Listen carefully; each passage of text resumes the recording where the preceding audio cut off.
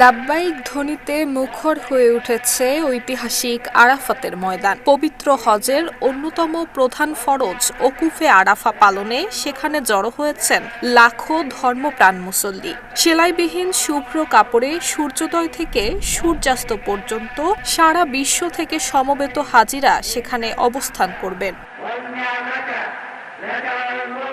এবছর বাংলাদেশ থেকে যাওয়া প্রায় ৭৯,০০০ মুসল্লি সহ মোট ১৫ লাখেরও বেশি হাজি হজে অংশ নিয়েছেন। গত ৮ জিলহজ মিনায় অবস্থানের পর আজ ৯ জিলহজ সকালে হাজিরা এসে পৌঁছান আরাফাতের ময়দানে। ভিটামিন ই ও সি সিরাম ৮টি প্রাকৃতিক অয়েল সমৃদ্ধ লিলি সিরাম অয়েল, যা চুল পড়া কমায় মাত্র ৩০ দিনে।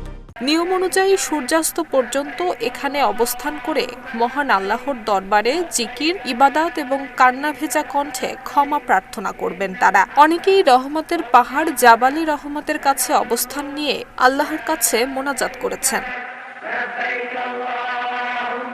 হাজিদের নিরাপত্তার জন্য আকাশে ড্রোন এবং মাটিতে হাজারো আইন শৃঙ্খলা রক্ষাকারী বাহিনী মোতায়েন করে কড়া নিরাপত্তা ব্যবস্থা নিয়েছে সৌদি কর্তৃপক্ষ। এবারের আরাফাতের ঐতিহাসিক খুতবা প্রদান করেছেন শায়েখ আলী আল হুজাইফি। বিশ্ববাসীর সুবিধার্থে এই খুতবা বাংলা এবং চট্টগ্রামের আঞ্চলিক ভাষাসহ মোট ৫০টি ভাষায় অনুবাদের ব্যবস্থা করা হয়েছে। নুসরাত জাহান মেহেক, ঢাকা পোস্ট।